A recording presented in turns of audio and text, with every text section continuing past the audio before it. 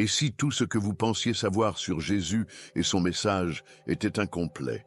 Pendant des siècles, des textes cachés, oubliés, ont été écartés des enseignements officiels. Pourquoi? Parce qu'ils contiennent une vérité trop puissante, trop libératrice. Les évangiles gnostiques parlent d'un savoir interdit, d'un royaume intérieur, d'un monde illusoire dont nous devons nous éveiller. Ces écrits, retrouvés à Nag Hammadi, révèlent un Jésus méconnu, un maître initiatique porteur d'un message que l'Église a tout fait pour effacer. Mais aujourd'hui, ce savoir refait surface. Êtes-vous prêt à découvrir ce qui a été caché? Dans le désert égyptien, en 1945, un berger fit une découverte qui allait changer à jamais la compréhension du christianisme primitif. Cachés sous la terre depuis des siècles, les manuscrits de Nag Hammadi révèlent des enseignements ésotériques censurés, porteurs d'une vision spirituelle différente de celle imposée par l'Église primitive. Ces textes interdits, enveloppés de mystères, ouvrent une brèche dans le voile de l'oubli, rappelant à l'âme en quête de vérité que l'histoire officielle ne dit pas tout. Au cœur de ces manuscrits se trouvent des évangiles apocryphes, comme ceux de Thomas, Judas et Marie-Madeleine. Ils ne présentent pas un Jésus venu pour fonder une religion, mais un maître transmettant une connaissance ésotérique qui libère l'homme du monde matériel imparfait. Ces écrits remettent en question l'image dogmatique du Christ et évoquent des réalités cachées, des 12 univers interconnectés, la réincarnation et la nature illusoire de notre réalité. Les textes gnostiques décrivent un univers façonné par un démiurge, connu sous le nom de Yaldabaoth, une entité imparfaite qui a façonné le monde physique pour y emprisonner l'humanité. Mais au-delà de ce piège, il existe un créateur originel, une source divine que nous avons oubliée. Ce savoir interdit invite l'initié à se réveiller, à briser ses chaînes et à retrouver la Sophia, la sagesse divine tombée dans la matière. Si ces textes ont été cachés si longtemps, c'est parce qu'ils bouleversent l'ordre établi. Ils ne demandent pas d'adorer, mais d'illuminer son esprit, de comprendre la structure cosmique et de se libérer du cycle des illusions. Mais cette révélation n'est qu'un premier pas. Une question se pose alors. Si notre monde est une illusion, qu'en est-il de la nature même de la réalité? Et surtout, comment s'en libérer? Depuis les profondeurs du cosmos émane une lumière pure, une source divine au-delà de toute compréhension humaine. Ce créateur originel n'a pas façonné le monde matériel tel que nous le connaissons. Vous êtes-vous déjà senti perdu, déconnecté de qui vous êtes vraiment? J'ai créé 3 e-books transformateurs pour vous aider à vous reconnecter à votre véritable essence. Cliquez sur le lien dans le commentaire épinglé et entamez votre transformation dès maintenant. Au contraire, selon la cosmologie gnostique, notre réalité est l'œuvre d'un démiurge, une entité imparfaite nommée Yaldabaoth, qui a tissé un univers illusoire pour enfermer les âmes dans la matière.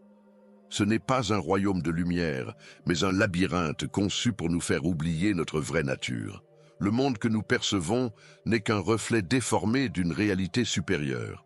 Les gnostiques enseignaient que nous vivons dans une prison cosmique, où tout, des structures sociales aux lois physiques, est façonné pour limiter notre conscience. Mais certains signes trahissent cette illusion. Des synchronicités troublantes, des rêves prophétiques, des souvenirs d'une existence qui semble ne pas appartenir à cette vie, comme des échos d'une vérité oubliée. Au-delà de cette prison existent des mondes supérieurs, des sphères de lumière où l'âme, une fois libérée, peut retrouver son essence divine. Certains textes parlent des 12 univers, des réalités parallèles façonnées par des émanations divines.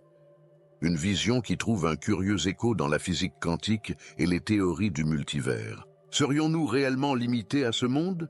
Ou bien notre conscience est-elle capable de s'éveiller à ces dimensions cachées? Si l'homme est un étranger dans ce monde, alors comment retrouver son origine? Les gnostiques savaient que la matière seule n'apportait pas de réponse. Le secret ne se trouve ni dans les dogmes, ni dans les lois humaines, mais dans une quête intérieure, une reconnexion avec le divin qui sommeille en nous. Et cette quête commence par un savoir oublié, une étincelle que certains évangiles interdits ont tenté de raviver. Et si notre réalité n'était qu'un fragment d'un ensemble bien plus vaste? Les écrits gnostiques, notamment l'évangile de Sophia de Jésus-Christ, évoquent l'existence de 12 univers, des sphères d'existence interconnectées, chacune régie par des lois spirituelles distinctes. Ces univers ne sont pas seulement des lieux physiques, mais des états de conscience, des niveaux d'évolution où l'âme transite au fil de son illumination. Dans la cosmologie gnostique, ces univers sont peuplés d'éons, des entités divines émanant de la pleine lumière. Pourtant, certains de ces éons, comme Sophia, ont chuté en créant par erreur le monde matériel imparfait, donnant naissance aux démiurges. Ainsi, nous serions enfermés dans un des niveaux inférieurs de la création, un univers où la matière prime sur l'esprit. Mais alors, comment s'en échapper?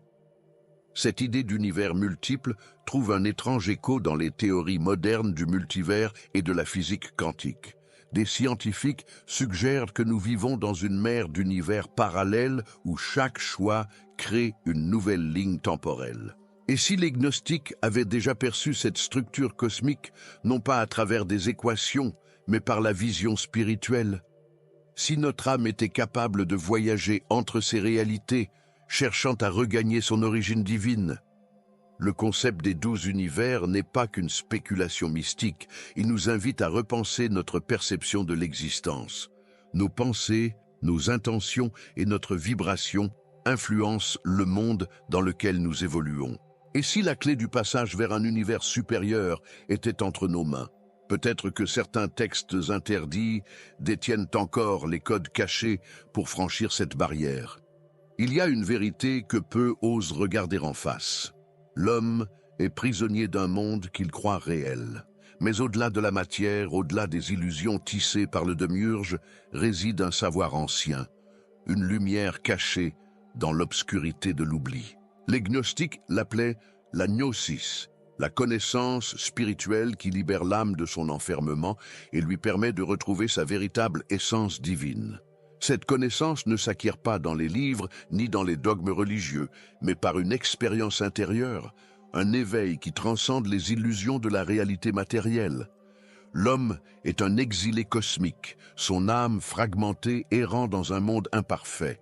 Pourtant, certains ont entrevu la sortie. Des êtres éveillés, comme Jésus dans l'évangile de Thomas, enseignaient que le royaume divin n'était pas à attendre après la mort, mais à réaliser ici et maintenant, au plus profond de soi.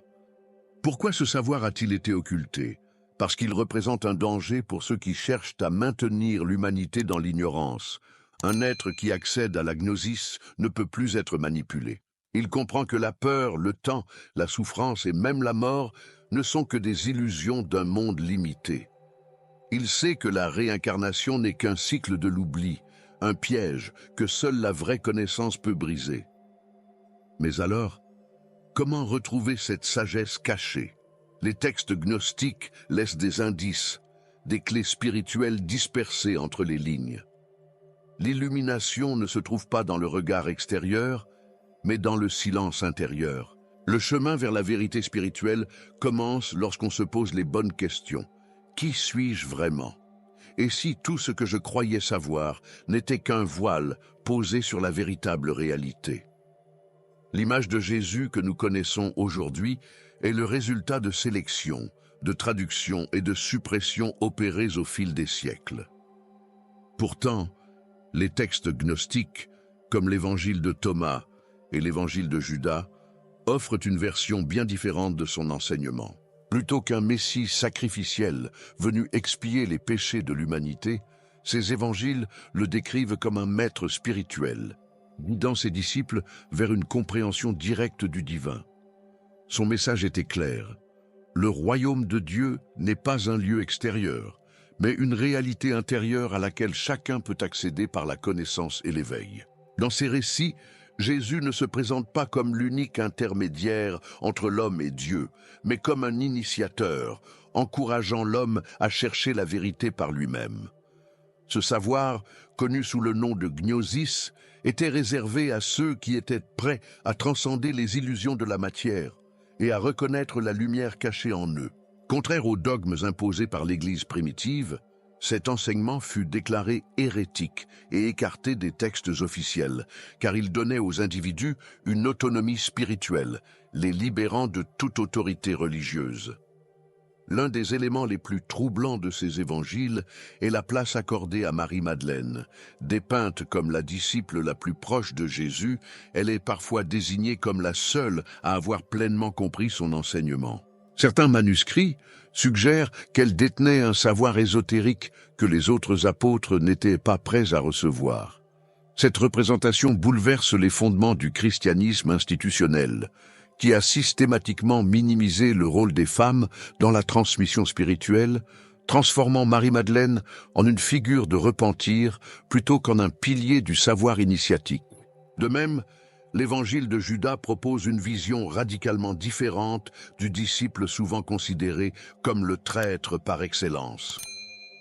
Selon ce texte, Judas aurait agi non par perfidie, mais selon une compréhension plus profonde du destin de Jésus, en facilitant volontairement l'accomplissement de sa mission. Cette réhabilitation de Judas comme un initié éclairé plutôt qu'un simple traître remet en question l'ensemble du récit traditionnel. Ces évangiles interdits nous rappellent que l'histoire spirituelle a été façonnée par des choix humains et qu'une autre compréhension, plus intime et libératrice, demeure accessible à ceux qui osent questionner les vérités établies. La véritable connaissance ne se trouve pas dans ce qu'on nous enseigne, mais dans ce que nous osons chercher. Les évangiles gnostiques nous rappellent que la clé du divin n'est pas à l'extérieur, mais en nous. Maintenant que vous avez découvert ces enseignements cachés, que ferez-vous? Partagez dans les commentaires votre ressenti. Ces révélations changent-elles votre vision de la spiritualité? Et surtout, abonnez-vous pour continuer à explorer les mystères oubliés, car ce voyage ne fait que commencer. Si notre monde n'était qu'une illusion, si tout ce que nous percevons était une projection holographique modulée par notre conscience, un scientifique a osé le dire, puis a mystérieusement disparu. Qui était Jacobo Grinberg? Et pourquoi ses recherches sur la nature de la réalité dérangeaient-elles autant? Dans la prochaine vidéo, nous plongerons dans ses découvertes révolutionnaires et dans l'énigme de sa disparition. Ne manquez pas cette révélation.